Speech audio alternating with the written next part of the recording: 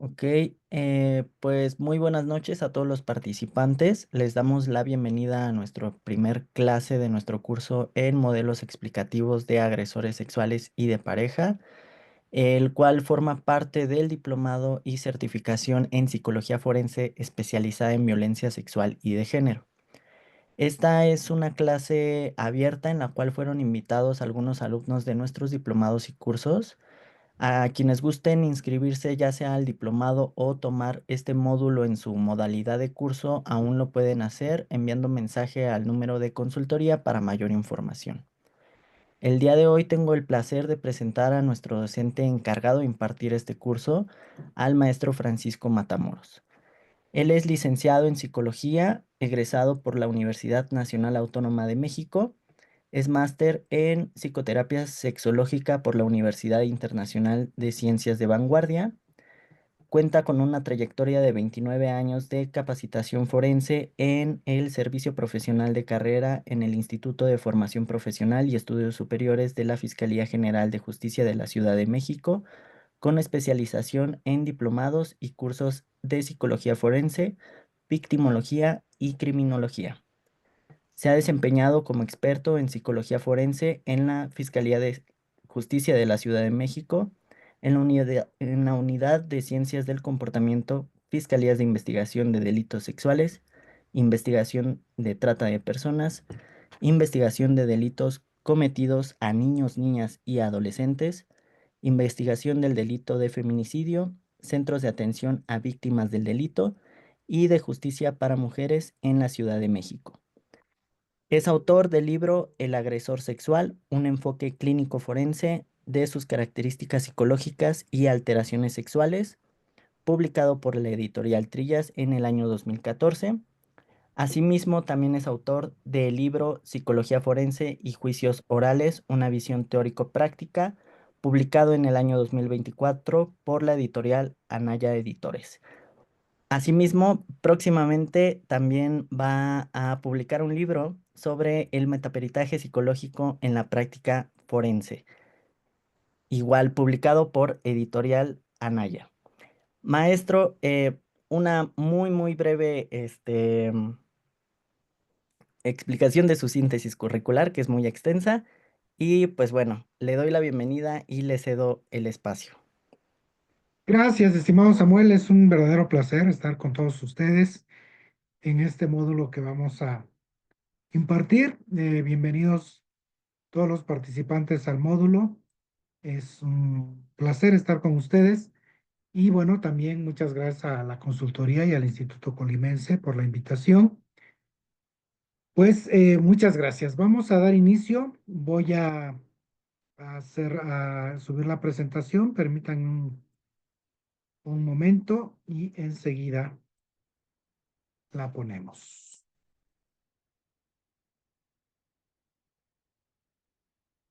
Creo que ya ahí se puede ver Sí, ya lo observamos, maestro. perfectamente. Bien, bien, pues vamos a hacer de la clase, pues de hora y media que tenemos para inicio. Si hay alguna duda, voy a estar leyendo sus chats y en determinado momento al final de la clase podríamos aclarar alguna duda que tengan o si alguien quiere participar, bueno, también podría hacerlo. Bien, evaluación psicológica forense del agresor sexual y de la pareja, que finalmente vamos a hablar de la violencia que se genera en las personas y que puede derivar en una violencia sexual hacia las personas o una violencia de pareja, agresor sexual de pareja o como también violentador de pareja, que no necesariamente a veces la violencia puede ser sexual, puede ser violencia física, psicológica, económica, patrimonial, etcétera. Bien, vamos a ver en esta y la siguiente clase, no sé, vamos a ir turnando los temas de manera que a ustedes les quede mayor información. En esta vamos a hablar de modelos teóricos explicativos del agresor sexual y su etiología, y que bueno, pues que tiene que ver también con esta etiología que no solamente deriva para el agresor sexual. La etiología de la violencia puede derivar para cualquier tipo de violencia en las personas que puedan llegar incluso hacia la pareja, hacia llegar hacia un feminicidio, un homicidio, a lesiones, etcétera, pero que lo vamos a ir enfocando a el agresor sexual y al violentador, al generador de violencia. Muy bien. Primeramente, pues es importante que definamos qué es la violencia y vamos a basarnos en la Organización Mundial de la Salud sobre el concepto, ¿no? Y el concepto es muy claro, muy amplio, no deja al vacío nada porque nos dice que es un uso deliberado de la fuerza física o del poder en grado de amenaza o afectivo contra uno mismo, otra persona, un grupo, una comunidad, hacia la sociedad, que cause o tenga probabilidades de causar lesiones, muerte, daños, estos daños psicológicos, que muchas veces la violencia psicológica es más fuerte, ¿no? Incluso a veces que algún tipo de agresión física, trastornos del desarrollo o privaciones. Entonces, dejamos bien claro el concepto de la violencia, desde dónde parte, y la OMS la divide en tres categorías generales, por eso les decía que no deja duda de que es amplio el concepto. Y nos dice la violencia autoinfligida es un comportamiento suicida y autolesiones que la misma persona se puede dar, que es parte de lo que abarca el concepto. La violencia interpersonal, que puede ser la violencia que se da a nivel de familia y que incluye, por supuesto, a pareja, menores de edad, a los ancianos, a las personas adultas mayores. Y también, pues, la violencia entre personas que no necesariamente tienen un parentesco. También nos dice la violencia colectiva, ¿no? Que hablábamos de la violencia social, la violencia política y económica, ¿no? La violencia política, por ejemplo, cuando hay votaciones para elegir políticos y que las personas empiezan a violentar a la persona que se postula, al contrincante, y lo violentan, ¿no? De esta manera, políticamente, se habla de esta violencia política, ¿no? En la que se puede insultar a la persona, denigrarla, de que no sabe, que es un ignorante, que es un, etcétera, etcétera, entre otros aspectos. Eh, la naturaleza de los actos de violencia, que puede ser física, sexual, psicológica, y privaciones, descuido. Entonces, eh, aquí se expone claramente ya pues todos los tipos de violencia que pueden existir. Eh, la Convención Interamericana para Prevenir, Castigar y Erradicar la Violencia contra la Mujer, Belén do Para, nos dice de la violencia asociado al género y nos dice que es cualquier acción o conducta basada en su género que cause muerte, daño o sufrimiento físico, sexual, psicológico a la mujer tanto en el ámbito público como privado. ¿Por qué ponemos esta definición? Bueno, contra la mujer, porque finalmente los actos de violencia son en su mayoría hacia mujeres. Bien sabemos que actualmente también hay muchos actos de violencia en contra de los hombres que se da mucho a nivel de homicidio, eh, particularmente en los casos en los que puede haber robo a mano armada o que se da entre grupos violentos de narcotráfico, etcétera, ¿no? Entonces ahí hay una violencia también, pero desde el punto de vista de la violencia como parte del género, pues ponemos esta violencia que se da regularmente hacia la mujer. Entonces, Hasta aquí espero que vaya quedando claro. Y bueno, vamos a hablar entonces de la violencia de género, que es todo un sistema de áreas en las que se ejerce esta violencia del hombre, regularmente del hombre hacia la mujer, a nivel de violencia familiar, violencia sexual, el tráfico y trata de personas, que es un tipo también de violencia, la explotación sexual, las amenazas, los homicidios, feminicidios, el acoso laboral, etcétera. Entonces, pues ahí tenemos en qué campos se abarca esta violencia.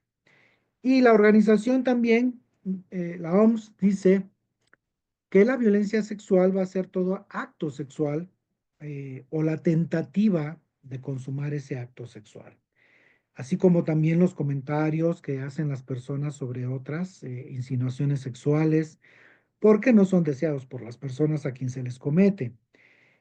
También acciones para comercializar o utilizar cualquier otro modo de sexualidad de las personas mediante la coacción, ¿no? De una hacia otra.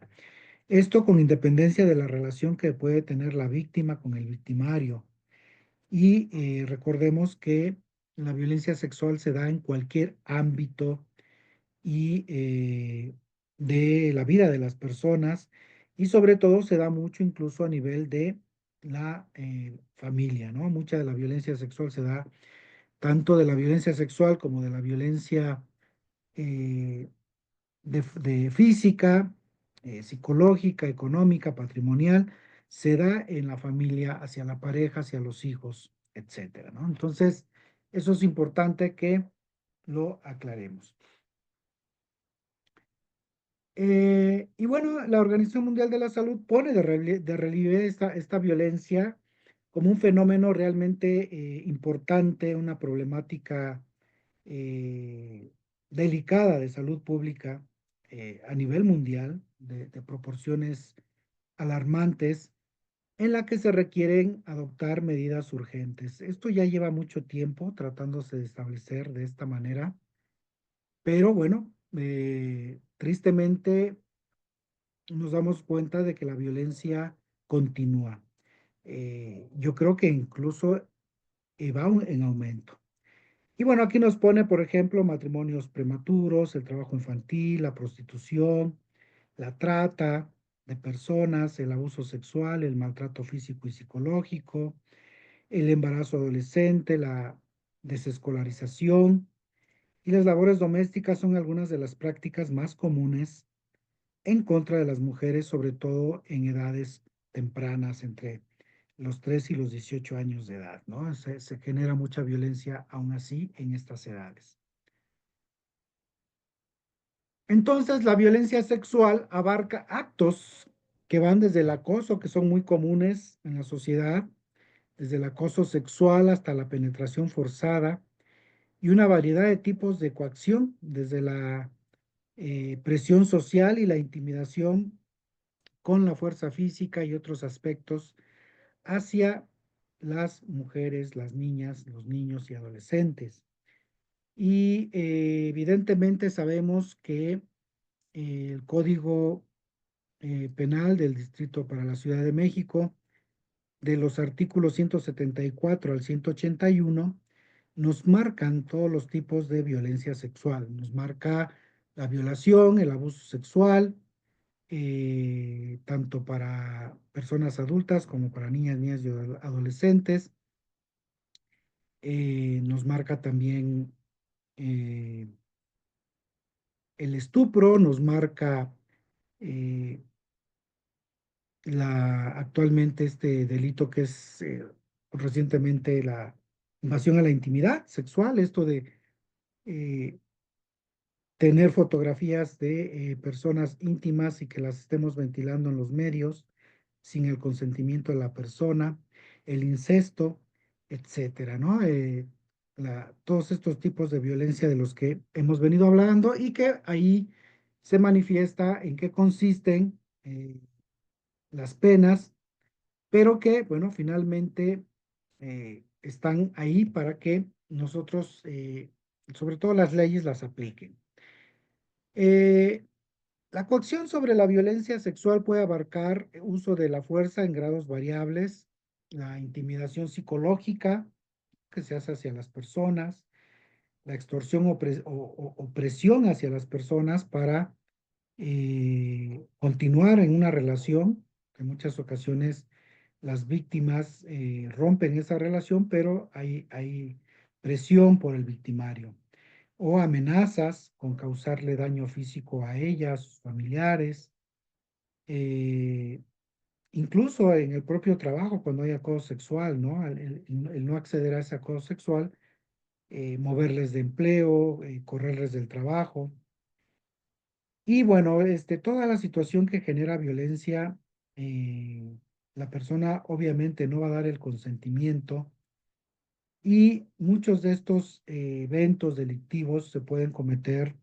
No necesariamente la persona está en un estado de ebriedad o que use drogas o que se use cualquier otra artimaña para someterla, ¿no? Mucha de la agresión sexual se da en plena conciencia de las personas. Entonces, pues quería yo hablarles un poquito de esta introducción de la violencia, del concepto y de las circunstancias de esta violencia sexual. Entonces, violencia en el matrimonio o en citas amorosas, violencia por personas desconocidas o conocidas, este acoso, ¿no? Que hablábamos, el acoso sexual en los ámbitos laboral, escolar, con insinuaciones sexuales que no son deseadas por las personas, la esclavitud sexual, que se da mucho en algunos países, las situaciones de conflicto armado, donde se da también violaciones, abuso sexual de personas con discapacidad mental, que se castiga ampliamente, la violación y abuso sexual de niños y otras formas de violencia tradicionales como matrimonios forzados o cohabitación con personas que no se desea, la herencia de viuda en la que la familia tiene que, la viuda tiene que casarse con otro familiar, ¿no? Entonces, pues ahí hay muchas áreas, muchos aspectos, turismo sexual, etcétera, ¿no? De donde se da la violencia sexual. Y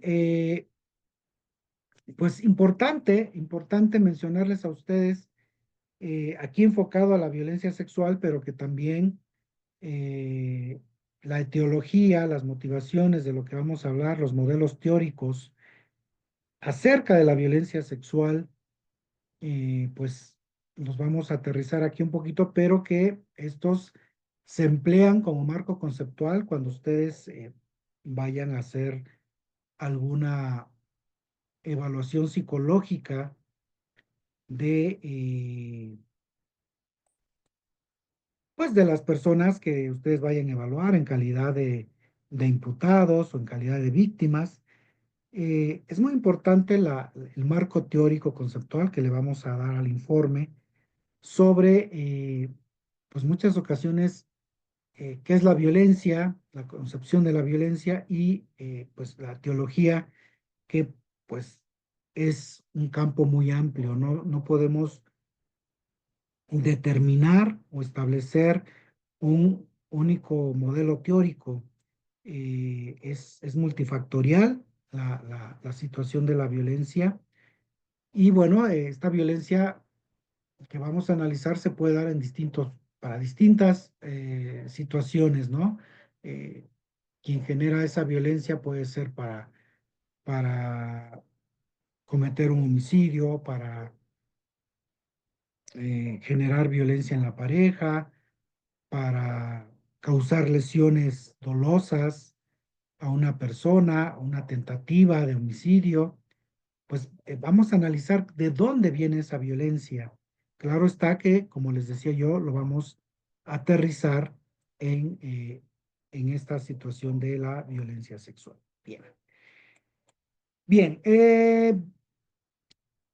dice que, bueno, pues en muchas décadas se ha intentado comprender acerca de la etiología, de dónde viene la agresión sexual, por qué algunas personas y particularmente los varones abusan o agreden sexualmente a las personas, ¿no? La mayoría, el mayor porcentaje se comete por hombres. ¿Por qué no consiguen controlar? ¿Por qué no consiguen inhibir su comportamiento sexual? ¿Cómo? Pues la inmensa mayoría de personas lo puede hacer. Sabemos que los delitos de agresión sexual o violencia sexual es uno de los de mayores porcentajes que existen, no solamente en México, en muchos países se da mucho la agresión sexual. Entonces, la mayoría de las personas pues lleva una conducta, un comportamiento sexual controlado, adecuado, equilibrado, pero a pesar de ello hay muchísimas agresiones sexuales. Bien, eh, entonces tenemos estos, vamos a hablar un poquito acerca de los factores biológicos, ¿no? Estas teorías nos van a explicar desde el ámbito biológico cuáles son las circunstancias motivadoras de la conducta sexual desviada. Y bueno, pues se nos habla de bajos niveles de serotonina, que esto se va a relacionar con comportamientos impulsivos, con respuestas exageradas al estrés, con agresividad, comportamiento antisocial. Entonces, muchas veces las personas no saben que químicamente están teniendo bajos niveles de serotonina y son circunstancias, digo, no solamente va a depender de estos factores biológicos, hay otros factores que vamos a ir mencionando y que ustedes se van a ir dando cuenta que influyen precisamente para que una persona pueda llegar a cometer un acto delictivo, un acto de agresión sexual. Entonces, encontramos bajos niveles de serotonina en personas delincuentes sexuales que han cometido este tipo de conductas, ¿no? Entonces, rasgos propios de algunos delincuentes sexuales, como nos cita aquí Gallardo en 2008.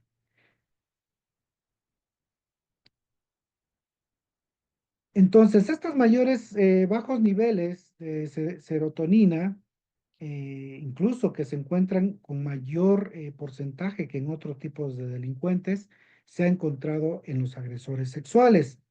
Eh, ¿Por qué? Porque la serotonina va a regular la excitación, los estados de ánimo, la actividad sexual, la agresión y el control de los impulsos. Entonces, estos niveles bajos van a incidir precisamente al estar bajos en esta conducta violenta, ¿ok? Bien, les pongo por aquí una lámina donde nos habla precisamente de las vías dopaminérgicas y las vías serotoninérgicas.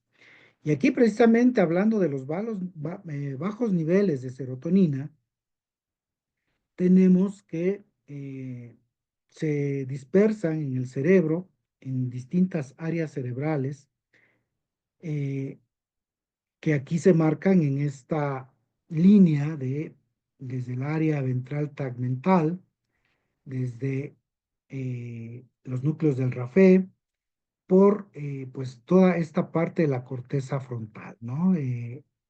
Que marca aquí.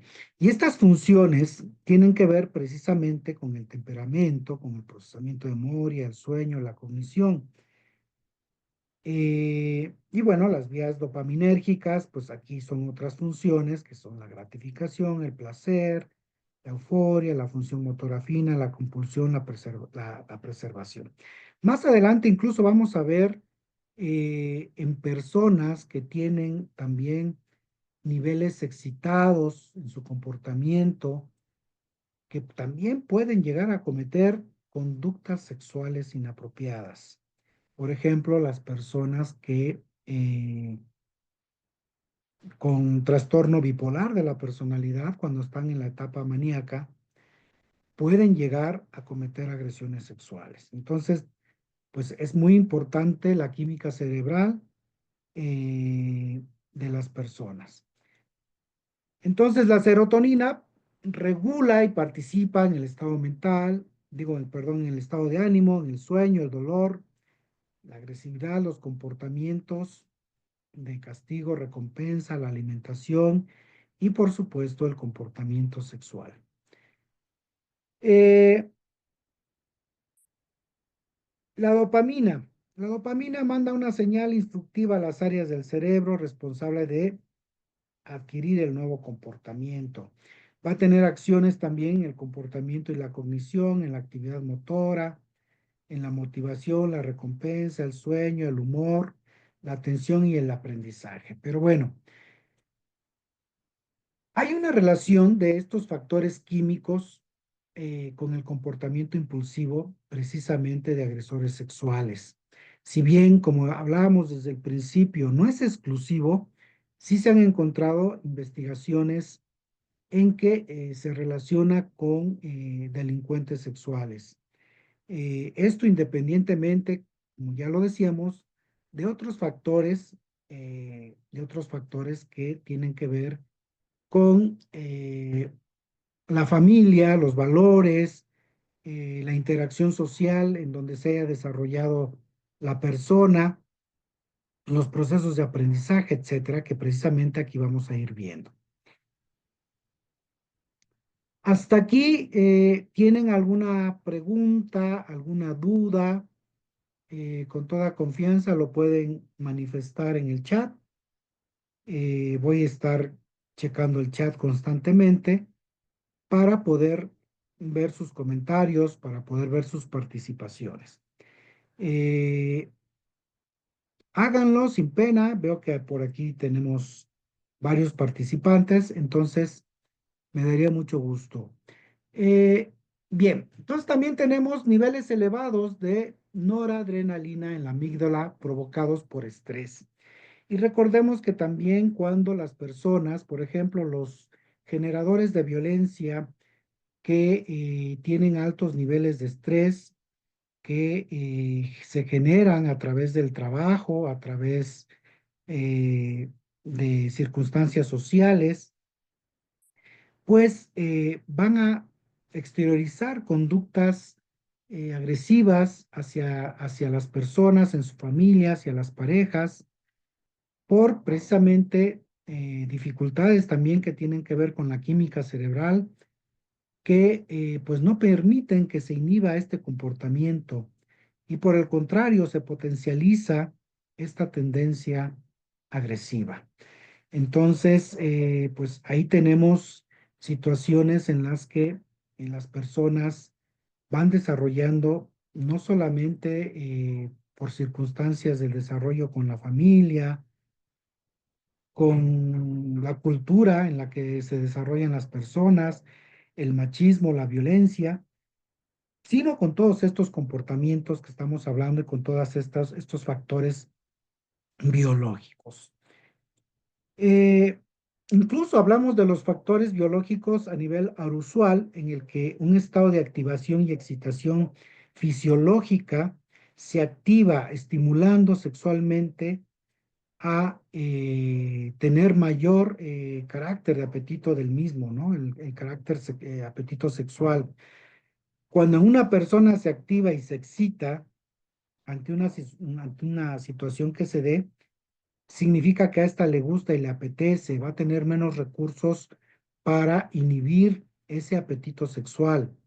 Entonces, hay estudios que muestran que los agresores sexuales presentan mayor nivel de activación arousal ante escenas de violación, en comparación con otros que pueden estar viendo una escena de sexo y pues no pasa nada.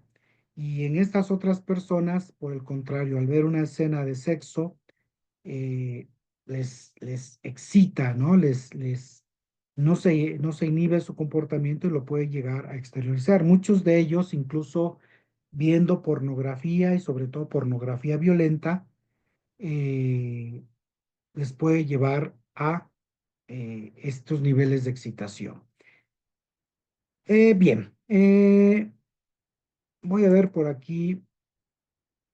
Sí, precisamente los estilos de apego influyen cuando no hay. Estos estilos de apego, vamos a hablar, vamos a decirlo así, entre mayor cercanía que se tenga con las figuras eh, parentales, como figuras proveedoras de afecto, de cariño, de atención, de buen trato, pues va a ayudar mucho a que tengan las personas un desarrollo adecuado en su comportamiento. Eh, el que el hombre, por ejemplo, se han hecho estudios en los que los hombres, cuando desde tienen un bebé o una bebé y ellos cambian el pañal, bañan a los niños, eh, está desarrollando un estilo, un vínculo afectivo, un apego afectivo hacia el niño, y va a ser muy difícil que un padre pues llegue a agredir a uno de sus hijos, porque hay estos vínculos desde pequeños con el niño, de acercamiento, de cariño, porque muchas ocasiones así es su trato desde el principio familiar con él, y él lo delega hacia sus hijos posteriormente.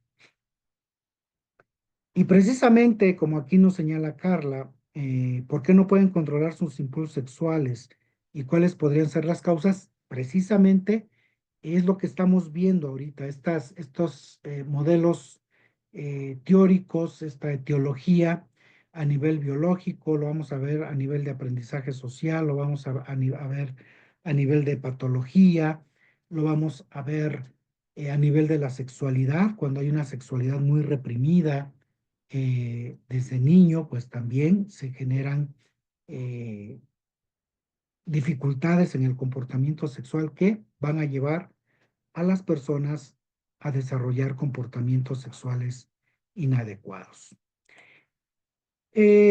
Entonces, hablando de estos factores biológicos y del incremento anormal de lo usual, pues va a implicar disfunción en el funcionamiento psicosocial de las personas, que los puede llevar a una desviación sexual. Como ustedes saben, pues hay trastornos parafílicos, y que precisamente son situaciones que activan sexualmente a estas personas a relacionarse con comportamientos sexuales inadecuados, desde, por ejemplo, tocamientos, frotamientos, exhibicionismo, abuso sexual en niños, masoquismo, sadomasoquismo, zoofilia, todos los trastornos parafílicos que ustedes conocen se pueden llegar a desarrollar por distintas causas. Aquí estamos analizando esta etiología de estos factores por donde pueden estar viniendo estas anomalías. Dentro de estos factores biológicos, por ejemplo, sí es muy importante que nosotros en la entrevista psicológica indaguemos, ¿no? Si la persona ha tenido golpes, traumas, golpes en la cabeza, que haya sido hospitalizada, que haya sido intervenida quirúrgicamente, porque los golpes, las lesiones eh, pueden traer dificultades, traumas cerebrales que anteceden o predisponen a mayor violencia en las personas. No necesariamente a estos golpes traumáticos en la cabeza a que cometan delitos sexuales, claro que también, pero puede ser que precisamente los lleve a cometer homicidios, a cometer algún otro acto violento contra las personas. Bachara nos dice que la correlación entre las lesiones del lóbulo frontal y conductas peligrosas como hacer daño solo por divertirse se relaciona. Entonces, puede haber atrofias o cambios en la materia blanca del cerebro que lleven a estas circunstancias. También alteraciones en el lóbulo parietal, ¿no? Por ejemplo. Entonces, pues este tipo de circunstancias a veces en una entrevista se tienen que preguntar independientemente de otros aspectos eh, de la sexualidad, que es en mucho en lo que abundamos en una entrevista que hacemos para agresores sexuales. Entonces, desde ese punto de vista, eh, ¿cómo podemos sustentar los factores biológicos? Nosotros vamos a preguntar, obviamente, esto es una concepción teórica. En la concepción práctica, ¿qué podemos preguntar nosotros en la entrevista psicológica? Si, por ejemplo, la persona decir, eh, si yo en la entrevista psicológica le pregunto, oye, ¿y tu frecuencia sexual? eh, de cuánto es, ¿no? A lo mejor si es dependiendo la edad, si es una persona de 25 años y me dice, pues mi frecuencia sexual son de 3 veces por semana, pues a lo mejor es normal, natural que una persona pueda tener relaciones sexuales 3 veces por semana a esa edad. Pero si me dice que diario y que quiere 2 veces por día y que quiere, qué sé yo, ¿no? Que es muy, muy elevado el porcentaje, entonces yo tendría que tener allí un punto de alarma, decir que eso ya no es tan natural, tan normal que una persona de 25 años diga que quiere tener relaciones sexuales diario, ¿no? A lo mejor está viendo ahí alguna problemática a nivel biológico, indagar, por ejemplo, si precisamente esa persona tuvo lesiones en la cabeza, operaciones, si está tomando algún tipo de medicamento que active, que pueda predisponer a alguna activación de comportamiento activo, etcétera. Bueno, eso se pregunta. Pero recuerden ustedes, ahorita nada estamos hablando de factores biológicos. No podemos decir, ah, no, pues como esta persona señala que tiene relaciones diario, pues entonces sí puede llegar a cometer una. No, tenemos que ver otros factores, otros elementos que vamos a ir aquí analizando. Ahorita estamos hablando nada más de los factores biológicos y que podemos en determinado momento en una entrevista psicológica pues preguntar acerca de este comportamiento sexual.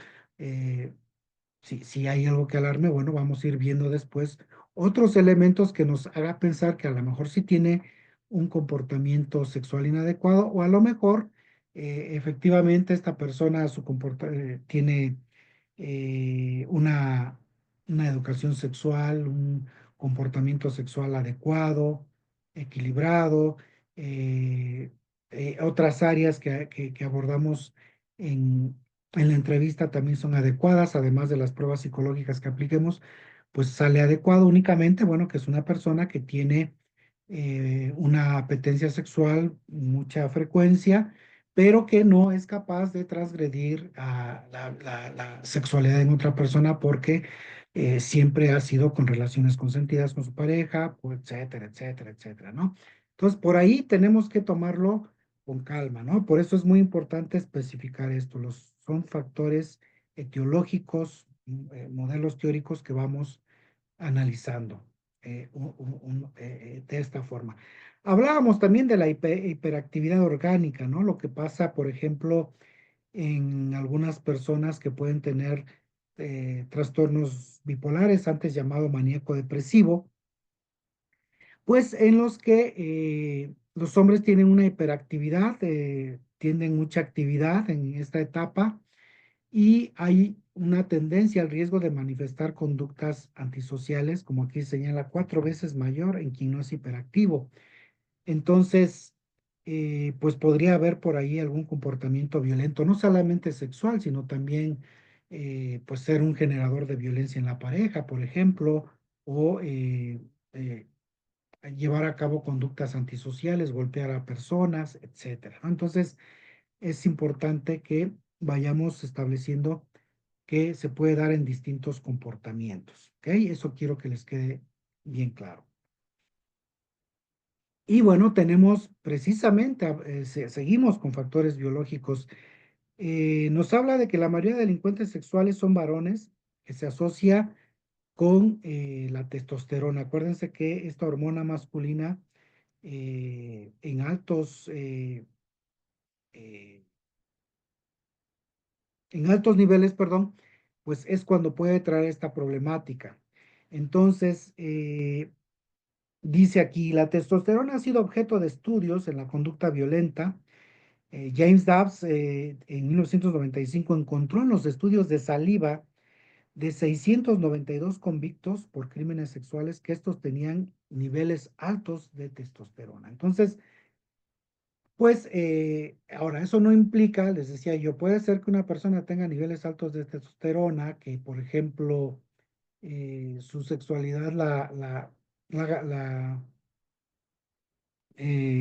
la exterioriza por tener relaciones sexuales, porque también recurre a la masturbación, etcétera, etcétera. Y él te lo platica, entonces tú dices, bueno, hay buena canalización de de sus alta apetencia sexual, hay buena canalización. ¿Por qué?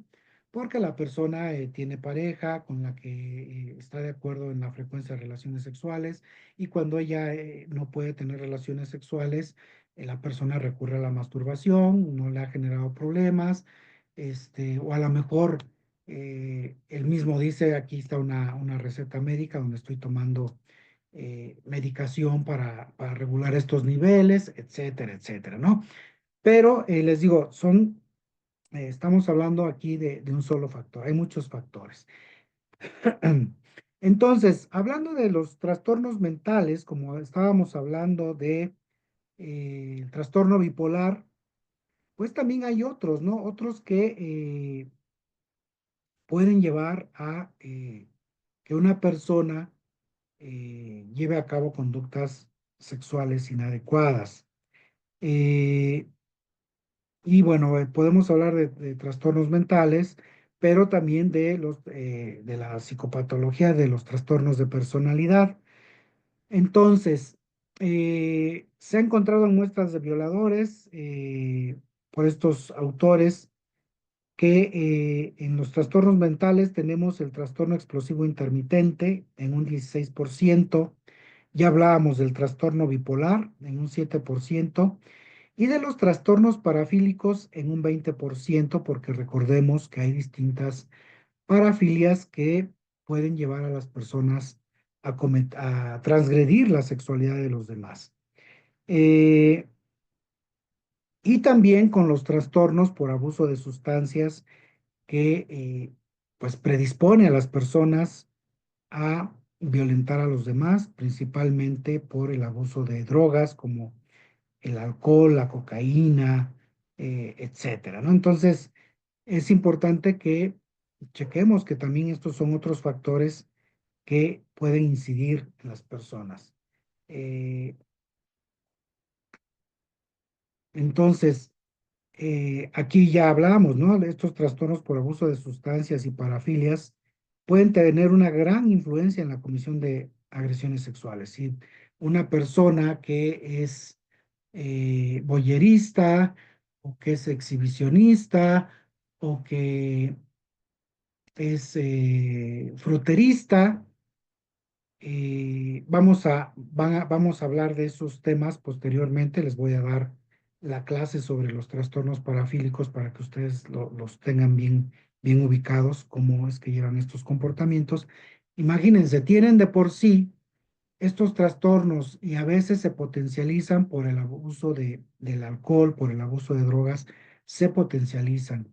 Entonces, tenemos que analizarlo todo desde un contexto eh, multifactorial. Bueno, hablábamos antes de que entremos a las distorsiones cognitivas, también podríamos hablar de otros trastornos de personalidad, como el antisocial, como el trastorno de evitación de la personalidad, el dependiente, que pueden llegar a cometer actos de agresión sexual, incluso el trastorno límite de personalidad, ¿no? También puede estar relacionado con eh, las agresiones sexuales. Entonces, vemos que por ahí hay elementos también desde la psicopatología para que se cometan conductas violentas. Por ejemplo, el trastorno antisocial de la personalidad, el trastorno también egocéntrico de la personalidad se relaciona, por ejemplo, con generadores de violencia de pareja, el antisocial con generadores de violencia de pareja, eh, por ejemplo, el trastorno evitativo, el dependiente, también en determinado momento se pueden relacionar, sobre todo el dependiente, con generadores de violencia en la pareja porque eh, se vuelven muy dependientes de la pareja y a toda costa, pues no quieren que la pareja los deje, ¿no? Entonces, eh, son circunstancias distintas, pero que en determinado momento también estas personas pueden cometer distintos actos delictivos. Ahorita nos centramos en pues la agresión sexual, ¿no? Pero bueno, para que ustedes vean que a veces un único trastorno de personalidad no quiere decir que solamente va a llevar a cabo un acto delictivo, puede llevar a cabo distintos actos delictivos. Lo mismo el trastorno de personalidad paranoide, que puede ser esta circunstancia paranoide de que la pareja le es infiel y por eso llegan a violentarlas físicamente, incluso a agredirlas sexualmente. Hay generadores de violencia que regresa a la pareja del trabajo y le están oliendo el cuerpo, están pensando que ella viene de tener otra relación. Incluso algunos de ellos las llegan a revisar, ¿no? En la vagina, o sea, con comportamientos realmente inadecuados. Eh, Porque hay una paranoia de que la persona, o sea, lo típica de que le es infiel. Entonces, eso se puede dar tanto en generadores de violencia que pueden llegar a golpear físicamente a la pareja o incluso en agresores sexuales que pueden llegar a violentar sexualmente también a la pareja. Entonces, estamos viendo por ahí distintas circunstancias. Aquí hablamos desde los trastornos mentales, desde los trastornos de personalidad que también pueden estar relacionados a las agresiones sexuales. Bien, bien. Voy a ver por aquí qué más he puesto. ¿Qué baterías de pruebas psicológicas se utilizan para agresores sexuales? Lo vamos a ver va a haber una clase para precisamente para la entrevista y las pruebas psicológicas que se aplican. Vamos a llevar toda una clase al respecto. Entonces, vamos a continuar.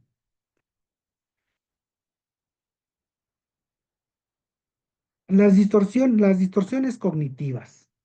Eh, bien, es otro factor, ¿no? Biológico en la comisión de las agresiones sexuales.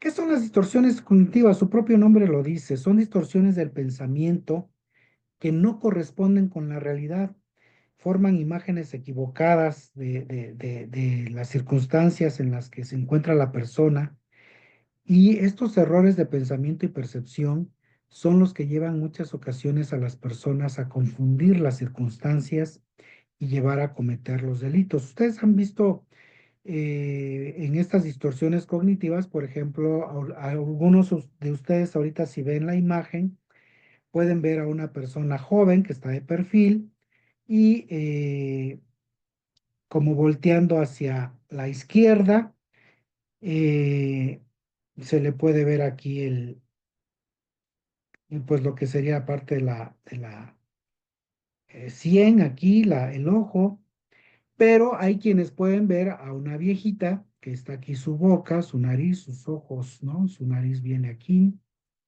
su boca aquí, su mentón aquí y tal, ¿no? Y hay quienes pueden ver pues a una persona joven por acá, ¿no? Sus pestañas, su pequeña nariz aquí. Y bueno, pues son distintas concepciones que nos pueden dar la percepción que tenemos. Hay quien puede ver las dos, puede ver la joven y puede ver a la viejita. Entonces, precisamente, ¿qué pasa con las personas que tienen distorsiones cognitivas? ¿Qué pasa con los agresores sexuales de niños? Hay una distorsión cognitiva, hay fallas en la percepción de estas personas se fomenta muchas veces por creencias, por actitudes que hacen que la realidad se interprete erróneamente.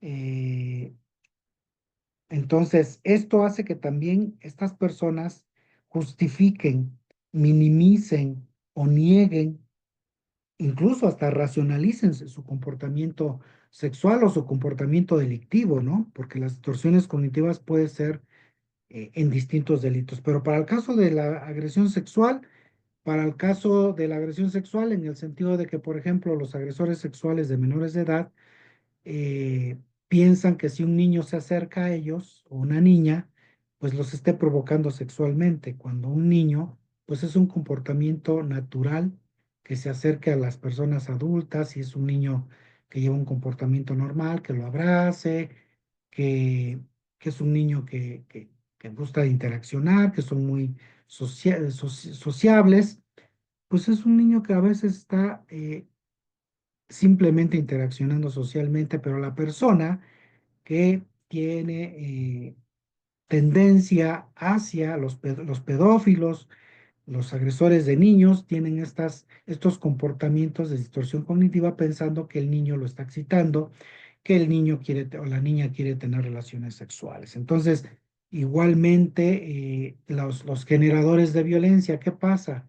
Son distorsiones cognitivas que tienen de que pues si yo corrijo a mi pareja, la maltrato, me va a querer más.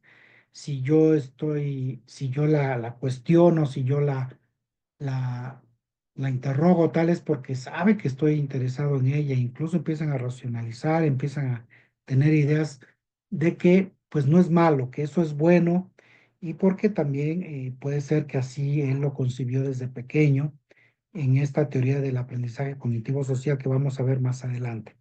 Entonces, vean ustedes qué importantes son estas distorsiones cognitivas en el análisis que nosotros podemos hacer en las preguntas que hacemos en nuestra entrevista psicológica forense cuando evaluamos eh, a los agresores, a los generadores de violencia, ¿no?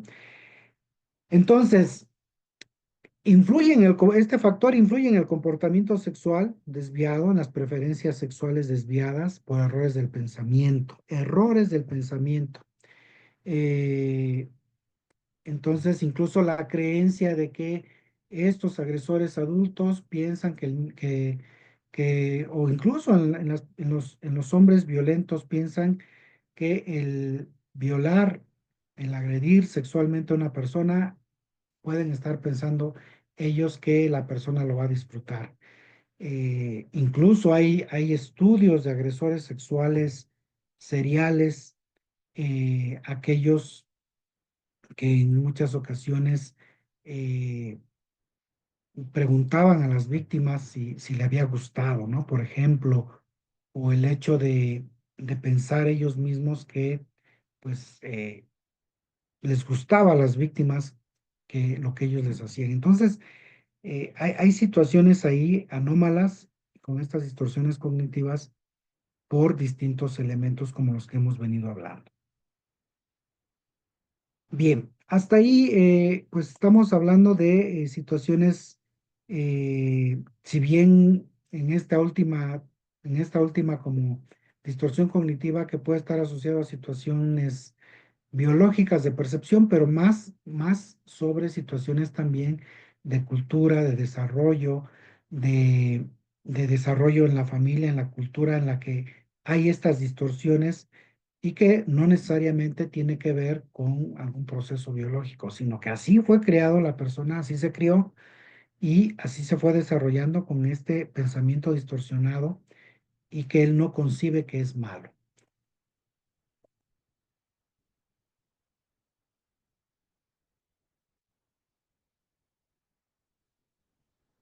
¿Con qué frecuencia los entrevistados por delitos sexuales reconocen conductas desviadas a nivel sexual? Normalmente no lo van a reconocer, eso nosotros lo vamos a identificar eh, por medio del delito que se esté investigando en ellos y de la entrevista psicológica. Y un agresor, un pedófilo, por ejemplo, que le hayan encontrado pornografía en la computadora o que lo estén denunciando, pues no va a reconocer que tiene una conducta desviada.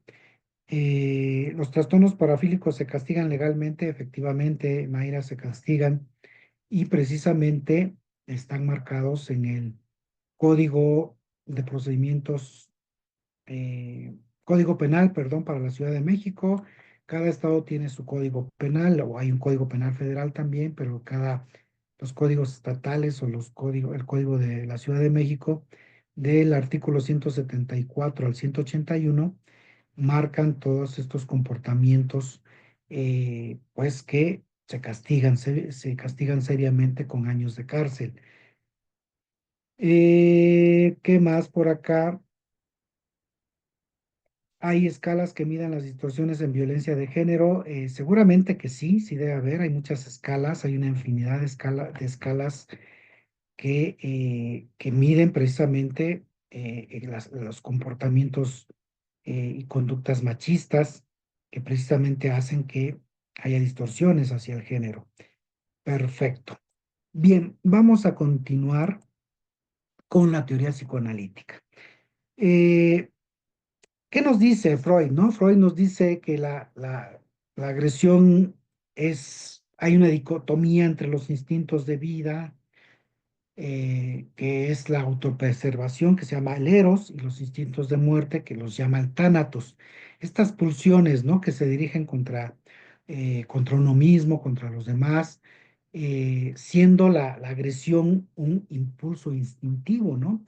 Y por ahí nos podríamos ir hasta la teoría etológica de Coren Lawrence, que él habla, por ejemplo, del instinto agresivo, del instinto de supervivencia que tienen algunos animales, por ejemplo, ¿no? Los animales, los leones, en general los animales, este comportamiento, este impulso instintivo.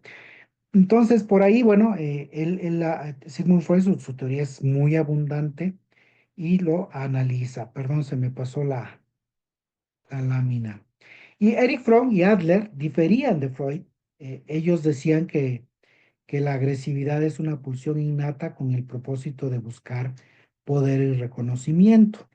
Entonces, bueno, pero finalmente ahí hay una pulsión, ¿no? Ahí hay un instinto de instintivo, ¿no? De agresión. Entonces, dice, considera que la violencia es producto de los mismos hombres por ser seres instintivos, que hay una motivación por deseos, por resultado de apetencias salvajes y primitivas que ya se traen. eh, y bueno, estas manifestaciones de instintos agresivos se, se amalgaman con las manifestaciones sexuales. Por eso incluso si ustedes se acuerdan que la teoría psicoanalítica, la teoría de Sigmund Freud la llamaban pansexualista porque mucho de su teoría lo relacionaba con las condiciones sexuales, ¿no? Con la sexualidad. Bien. Entonces, desde este modelo intrapsíquico, Freud nos dice que las personas son vulnerables en la primera infancia precisamente a traumas complejos, a conflictos que no se resuelven y que quedan ahí archivados en el inconsciente. Entonces, personas que sufren maltrato infantil, que sufren crianzas rígidas o muy laxas, ¿no? Eh, pues, van a tener un resultado. Eh, Van a provocar que no haya una buena relación adecuada posteriormente en la vida adulta. Entonces también hablamos de dificultades en la identificación sexual, ¿no? Y que puede haber, pues, una tendencia posterior a desarrollar respuestas emocionales disfuncionales mientras se va desarrollando las personas hasta que, pues, llega un momento en la vida adulta que estos comportamientos van a salir, pues, de manera inconsciente, ¿no? Entonces, eh, la teoría psicoanalítica es una teoría que habla de estos elementos. Nos dice que hay experiencias negativas que incluso generan ansiedad posteriormente, ¿no? Que se van desarrollando a través de reacciones que tienen las personas neuróticas, psicóticas, eh, y que se van a manifestar a partir de la adolescencia, a partir de los normalmente 18 años hacia arriba. en comportamientos inadecuados de las personas. Y bueno, tiene que ver todo esto con la personalidad, con las conductas, comportamientos que hacen las personas, que fomentamos, que desarrollamos características y rasgos de personalidad, incluso que llegan hasta los trastornos de personalidad. Si bien es cierto que no todas las personas desarrollan un trastorno de personalidad, sí pueden tener características pues, más cercanas a ciertos trastornos de personalidad. Nosotros podemos, por ejemplo, darle por ahí una leída a los trastornos de personalidad y podemos decir, ah, mira, sí reúno algunas características del egocentrismo a lo mejor o del dependiente o del evitativo, y uno va viendo, no tengo el trastorno, pero sí puedo a lo mejor identificar dos o tres características, ¿no? Por ejemplo, eso es importante, no siempre las personas van a tener un trastorno de personalidad.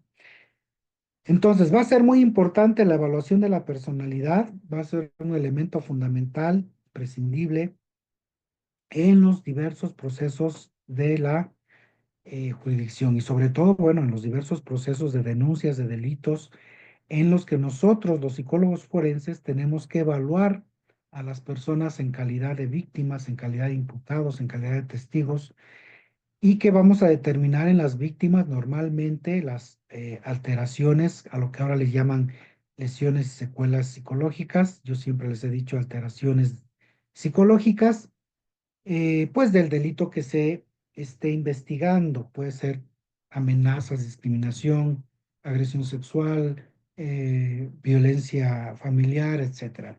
Y en los imputados también tenemos que determinar la personalidad para ver si esas personas cuentan con las características de personalidad que lo predispongan o que lo hagan proclive a cometer ese delito de agresión sexual, generador de violencia, homicidio, feminicidio, amenazas, etcétera. Entonces, es importante para nosotros esta circunstancia. Eh, por aquí,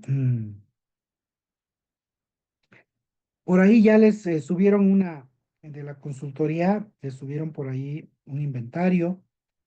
Entonces, adelante, perfecto, vamos a continuar.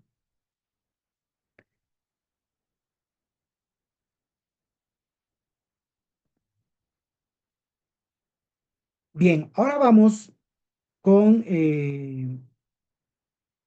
la teoría conductista, ¿no? ¿Qué pasa con la teoría conductista? Esta es una teoría en contraposición a la teoría psicoanalítica de Sigmund Freud, pero que finalmente sí es importante, y lo voy a decir aquí, es importante que nosotros como psicólogos forenses no podemos casarnos con ninguna teoría, con ningún modelo teórico. Nosotros en un informe forense no podemos basarnos en una sola teoría, no vamos a basarnos únicamente en la teoría psicoanalítica. ¿Por qué? Porque entonces van a venir preguntas en el estrado sobre si tu resultado hubiera sido el mismo con la teoría conductista, con la teoría del aprendizaje, la teoría del aprendizaje cognitivo social o con humanista, etcétera, etcétera. No, nosotros partimos de la interdisciplinariedad de la psicología. Analizamos multifactorialmente todos los elementos. Por eso es de que en los informes en psicología forense no podemos basarnos en un solo modelo teórico, porque no es así. Por ahí hay se ha malentendido que la psicología tiene que usar un solo modelo teórico. No, no es así. Y hay autores, y de hecho eso yo lo explico en la próxima obra que se publicará ahora a partir de mayo, a partir del 1 de mayo, supongo que ya está, ya estaría a la venta. Explico precisamente esta condición que es muy importante y qué bueno que en este módulo se mencione. Entonces, es importante eso. Nosotros tenemos que tomar todos los elementos en nuestro marco teórico de lo que nos es útil para demostrar los conceptos que estemos analizando, el delito que estemos investigando en la persona que está evaluando sobre amenazas, sobre agresión sexual, sobre trata de personas. Bueno, vamos a utilizar las concepciones de que nos da la psicología, pero que no nos centramos en un solo modelo teórico. Bien, entonces, esta teoría conductista nos dice, según el condicionamiento operante, el individuo se va a comportar agresivamente porque ha tenido un aprendizaje previo que en algún momento de su vida era pequeñito y es cuando se empieza a moldear la personalidad del niño. Entonces, él tuvo aprendizaje de distintas partes donde él aprendió, ¿no? Y empezó a moldear ese comportamiento y que va a influir en su personalidad para tener algún comportamiento, ¿no? Hubo un condicionamiento operante. Entonces, sin duda existe un principio de reforzamiento en la conducta de la agresión sexual, ¿no? Entonces, eh, hay una recompensa, el niño llegó con, llegó con algún juguete a su casa y los padres le felicitaron, le dijeron, ah, mira, qué bueno ¿de dónde trajiste ese carro? Ah, es que me lo traje de la escuela, no se dieron cuenta y los papás dicen, ah, pues qué padre, hijo, mira, qué bueno que te trajiste este carro, lo que tú quieras, ¿no? Lo recompensaron, le reforzaron al rato no va a traer un carrito, al rato va a traer una bicicleta y después se va a empezar a robar un auto, ¿no? Entonces, hay estas condiciones que lo explica la teoría conductista, ¿no? Entonces, para no profundizar más. Skinner nos dice, un reforzador no es más que un estímulo que se refuerza, como es la conducta agresiva. Y si queremos mantener esa respuesta, simplemente reforzamos positivamente dicha conducta y vamos a tener a un individuo agresivo, hostil, ahí en el ambiente, hasta que se elimine el reforzador, ¿no? Entonces, ¿qué pasa con la teoría conductista cuando explica los comportamientos? ¿Qué pasa en las calles cuando los jóvenes en la escuela se pelean y cuando uno de ellos le pega al otro? Los demás amigos lo abrazan, le aplauden, le dicen que es muy campeón para los golpes, que él sí se la sabe. Y entonces ese reforzamiento hace que su comportamiento agresivo crezca y al rato pues a quien le haga un gesto, un comportamiento inadecuado, él sabe que es bueno para los golpes, que desde pequeño le dijeron que era bravo para la pelea y que nadie le va a ganar, así es de que el que primero que le surja allá en la calle y le diga alguna palabra de por qué se le atravesó, etcétera, lo va a golpear y no va a pasar nada. Entonces, ese es un pequeño ejemplo de un comportamiento inadecuado, de que exteriorizar una conducta que se reforzó desde la escuela y que ha venido ahí y, eh, y bueno, y que puede incluso aumentar, ¿no? Y que lo puede llevar a cometer con posterioridad conductas antisociales porque tiene un reforzamiento, ¿no?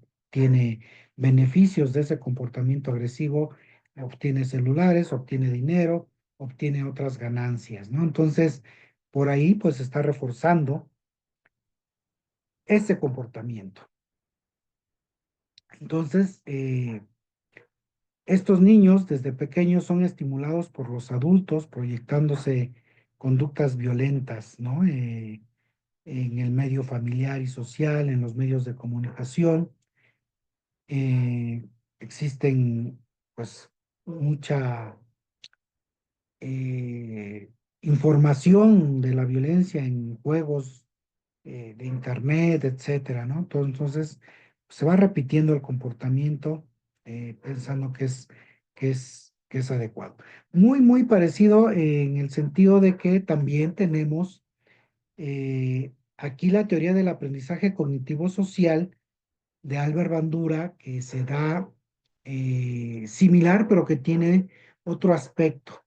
Aquí la conducta agresiva eh, tiene que ver con situaciones que van respondiendo más, no a un proceso de realmente que se le reforzó a la persona como lo fue en el conductismo, sino más a un proceso de aprendizaje, a un proceso de que el niño pues lo vio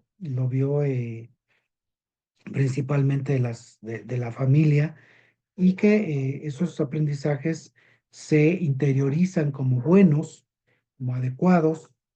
Entonces, Bandura nos dice que el comportamiento agresivo se aprende y se mantiene por medio de experiencias ambientales, ¿no? Ahí lo deja claro. Este aprendizaje es controlado por experiencias, si bien también de reforzamiento y de castigo, pero que tiene que ver con esta percepción cognitiva de, de que es bueno. Y entonces, desde este punto de vista, también estaría entrando algún tipo de distorsión cognitiva, ¿no? Eh, ¿Por qué?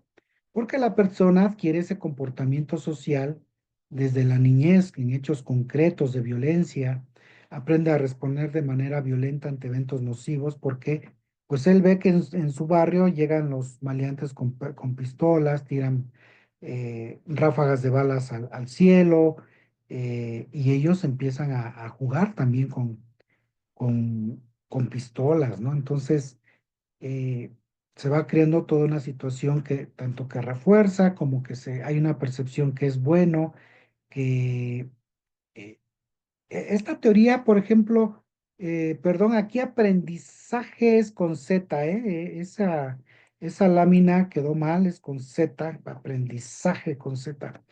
Eh, esa circunstancia que estoy señalando, ¿qué pasa con la cultura del narco que ahora le dicen, ¿no? Es un aprendizaje cognitivo social, la cultura del narco. ¿Por qué?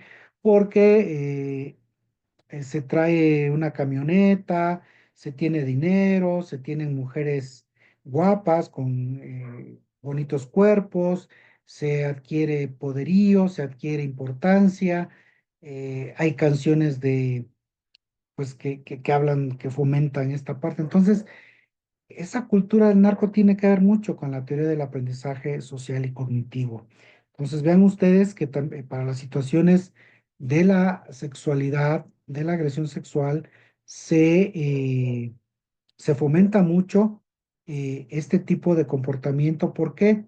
Porque la mujer se vuelve un objeto sexual, la mujer se le da esa categoría, se le minimiza, el hombre entre más mujeres tengas mejor, etcétera, etcétera, etcétera. Entonces, esta teoría del aprendizaje cognitivo social, hay una predisposición en el ambiente eh, que influye en la reproducción de estas conductas. ¿Cómo se va a influir? Pues en la medida en que se identifican con los personajes que ejercen la violencia. Por eso yo les ponía el ejemplo. Pues ahorita los jóvenes adolescentes crecen cantando canciones, eh, como, ahora le llaman corridos tumbados, etcétera, ¿no? Y con la identificación de poderío, de importancia, de dinero, de tener mujeres, de tener, bueno, pues ahí está. Ustedes lo ven claro en esta teoría del aprendizaje cognitivo social. Bien, hasta aquí, voy a checar sus chats.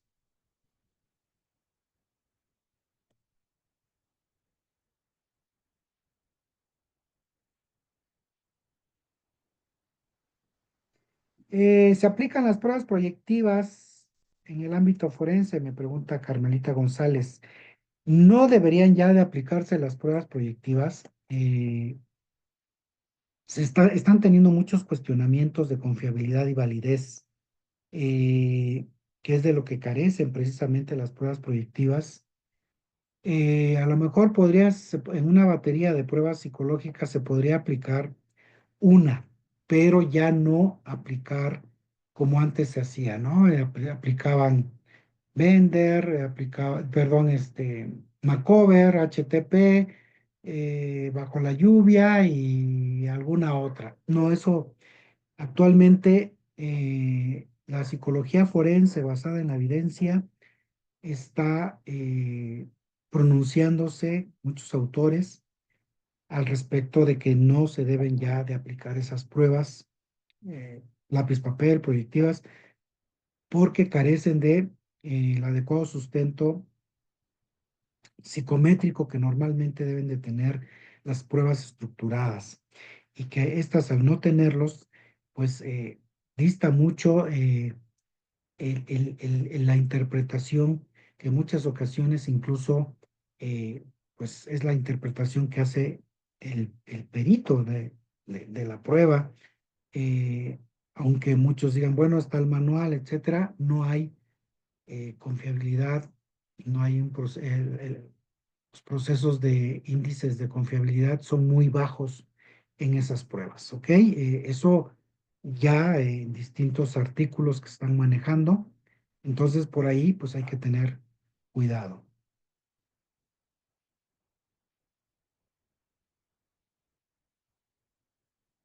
Y bueno, pues hay pruebas estructuradas que son útiles, como el Minnesota, como el PI, como otras estructuradas que se pueden aplicar, que tienen procesos de confiabilidad y validez, y sobre todo que estén estandarizadas en México, eso es importante. Bien, yo creo que lo vamos a hablar ya cuando hablemos de algunas pruebas psicológicas que vamos a dar en las siguientes clases. Entonces, bueno, entonces estamos hablando de la teoría del aprendizaje cognitivo social. Eh, También se aprende vicariamente mediante la observación de modelos parentales provenientes de los medios masivos de comunicación, que ya hablábamos anteriormente, dibujos animados, películas de acción, videos musicales y videojuegos, en donde pues hay demasiada violencia en, en estos medios de comunicación. Bien, vamos a pasar ahora a la teoría de la hipótesis de frustración y agresión. Esta teoría la desarrolló Dollard y Miller y dicen ellos, la agresión se explica como resultado o consecuencia de la frustración. Cuando se tiene fracaso de lograr algo, por alcanzar alguna meta, algún objetivo, pues viene una reacción de agresión. Entonces, al haber obstáculos que interfieren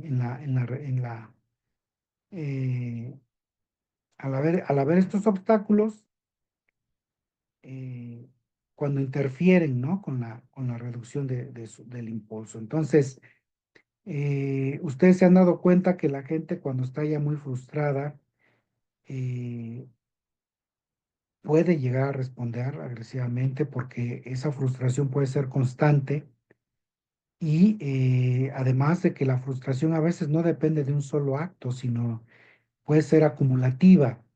Entonces, por ejemplo, la pobreza trae muchas frustraciones. Las gentes que están en situaciones de mucha pobreza, incluso ahí las tasas de delincuencia son más altas en los vecindarios pobres. Las privaciones económicas contribuyen a las actitudes autoritarias. Aquí, como se señala, el prejuicio a la agresión en contra de grupos minoritarios de la sociedad. Y bueno, pues hay muchas condiciones junto con estas que no pueden acceder a otro nivel de vida, que además son personas que no pueden lograr un trabajo estable o que no pueden incluso conseguir trabajo, etcétera. Va habiendo muchas situaciones frustrantes y que pues los puede llevar a la agresión. Y muy relacionado con la teoría de la anonimia de Durkheim, porque nos dice si las aspiraciones están equilibradas por oportunidades para realizarlas, se produce un estado de satisfacción. De lo contrario, el delito se genera, se cultiva o sea, se predispone a cometerse el delito, ¿no? Entonces, se iban a cabo, pues, métodos no convencionales. Cuando la persona no tiene, eh, cuando sus metas, sus logros, sus objetivos se frustran constantemente, además de que no hay satisfacción, no ha logrado satisfacción en su vida, pues viene estos comportamientos agresivos que incluso pueden ser eh, pues fuertes, ¿no? De actos agresivos desproporcionados. Entonces, las teorías de la motivación indican que ante un estado general de malestar o de excitación que no se controla, pues se intenta buscar una conducta o actividad que libera esa tensión. Por eso yo les decía, cuando se libera esa tensión, a veces incluso puede ser desproporcionada, porque está ahí como una olla de presión. Si la olla de presión está al máximo, pues puede explotar, ¿no? Entonces, eso es importante. En las agresiones sexuales, desde el punto de vista de esta teoría de Durkheim, el agresor presenta un malestar ligado a una acumulación de excitación, ¿no? Por fantasías, necesidad de, una, de liberar esa tensión y ese malestar, porque además, ¿qué pasa? Es una persona que no ha tenido éxito en las relaciones interpersonales, eh, no logra conquistar a las mujeres, por ejemplo, los hombres que desde su adolescencia tuvieron pues muy mala experiencia, las mujeres lo rechazaron, no tenía novia, no pudo conquistar mujeres, pues se va acumulando esa tensión, se va acumulando, y además finalmente hay una sexualidad reprimida ahí, y que bueno, pues llega el momento en que como no la puede obtener de una forma convencional, normal, pues llega a agredir, a violar. Entonces, él a través de, el agresor, a través de esa agresión sexual, libera esa tensión, pero pues el hecho es de que no se va a eliminar, ¿no? Su malestar va a seguir ahí, porque inconscientemente incluso va a saber que no logró hacerlo de una manera adecuada, que es de una manera normal, sino que tuvo que forzar a la persona para que lo hiciera. Entonces, eso es lo importante de los análisis que hacemos con las distintas teorías. Bien, voy a checar por acá qué más tenemos.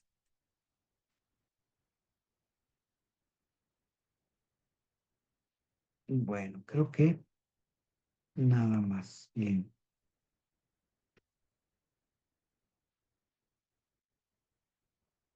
Bien, bien. Entonces, como ya venimos viendo todos estos modelos, teorías que hemos venido explicando, es importante que ustedes lo analicemos de una manera amplia, no solamente en el agresor sexual se va a dar en uno solo, son distintos elementos que vamos a analizar. Por eso en la entrevista psicológica para agresores sexuales, para generadores de violencia, pues preguntamos distintos aspectos o áreas en su vida y que lo vamos a mencionar más adelante en la entrevista que se hace a estas personas.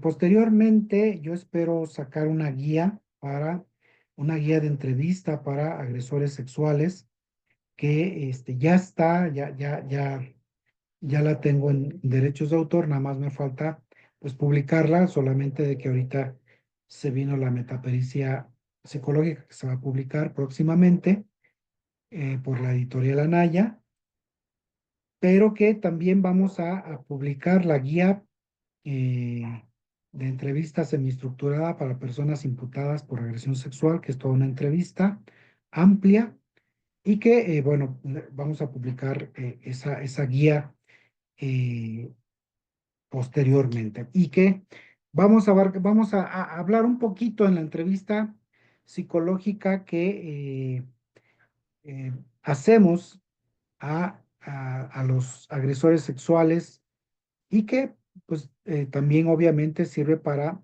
los generadores de violencia. Bien, ¿alguna pregunta hasta acá que ustedes tengan? Yo creo que vamos a- ay, perdón, vamos a ver, déjenme ver cuántas tenemos. Bueno, ya nada más terminamos esto de los factores ambientales y ya concluimos nuestra primer clase. Teorías, todos los factores ambientales son teorías que se basan precisamente en las condiciones ambientales que son posibles causales de agresión sexual, que inciden en la conducta delictiva, por ejemplo, pues el consumo de alcohol, el estrés que se genera en las personas, la ausencia de habilidades sociales que las personas también, al carecer de estas habilidades sociales, como yo les decía, el poco dominio y manejo de, pues, de las personas para acercarse a las mujeres, conquistarles y tener pues relaciones interpersonales, sexuales de manera consensuada, pues les puede llevar también a cometer conductas, ¿no? La exposición a pornografía, que las personas, sobre todo adolescentes, pues puede llevarles también a esta manifestaciones, ¿no? De agresiones sexuales porque no hay educación sexual eh, y circunstancias que nos marcan también las normas culturales que se dan en las personas de, pues, de la agresión, de lo que esté a la mano, pues no pido permiso, lo tomo y me lo llevo. Entre otras circunstancias como sufrir abuso o maltrato infantil, eh, abuso sexual, que puede determinar en las personas para que con posterioridad, pues ellos lleven a cabo otras conductas si no hubo un adecuado canalización de esos traumas, con incluso a veces psicoterapia, pues puede llevarles a esto. Entonces, individuos con escasa competencia psicosocial o habilidades sociales va a tener mayores dificultades para establecer relaciones sexuales consentidas y estas deficiencias van a provocar pues una muy baja autoestima, van a derivar en un aumento de la intensidad del deseo sexual y va a haber desarrollo de fantasías sexuales y esas fantasías sexuales las va a estar reprimiendo constantemente la persona pero que con situaciones de alcohol, que en muchas ocasiones el alcohol desinhibe a las personas, en determinado momento pueden llegar a cometer conductas, comportamientos sexuales. Incluso hay circunstancias en que la persona en, en su juicio no hubiese cometido una aproximación con una mujer, pero ya estando alcoholizado puede llevar a tratar de tocarla, de besarla, de abusar de ella, y eso es porque trae atrás una historia eh, inadecuada en su desarrollo. Eh, entonces, pues ahí tenemos en estos factores ambientales en relación con la toxicología, pues como factores desencadenantes, el consumo de alcohol que hemos venido hablando también que desinhibe el deseo sexual y la agresividad en los varones, ¿no? Entonces, pues eso es ahí está.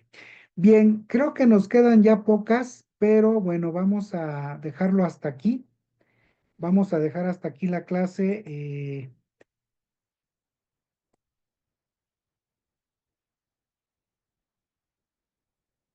Estos trastornos se tratan con psicoterapia. ¿Cuál es el tratamiento? Sí, sí, los trastornos de personalidad obviamente se tratan con psicoterapia, eh, los trastornos como el trastorno depresivo, el de ansiedad, los otros que se categorizan como trastornos dentro de los trastornos mentales o por ejemplo, los trastornos bipolares y todo eso, se tiene que llevar a cabo un tratamiento farmacológico, psiquiátrico, además de la psicoterapia, ¿no? Entonces, eso es importante. Bien, si no tienen alguna otra pregunta, lo vamos a dejar aquí. Continuamos nuestra próxima clase. Me da mucho gusto haber participado con ustedes y nos estaríamos viendo en la próxima clase para continuar con nuestro módulo. Espero que pues esté en la mayoría, va a estar muy interesante, vamos a tener muchas clases interesantes que se vienen porque es un tema bastante importante y sobre todo para quienes están ya o que ya piensan eh, formarse más como psicólogos forenses va a ser pues muy eh, satisfactorio para el trabajo, ¿no? Entonces, pásenla bien, buenas noches y cuídense mucho. Les agradezco mucho su atención a todos. Gracias. Claro que sí, maestro. Muchísimas gracias. Excelente noche y nos estamos viendo el próximo martes. Claro que sí, Samuel, muy amable. Gracias. Hasta luego. Hasta luego. Gracias a todos. Bye.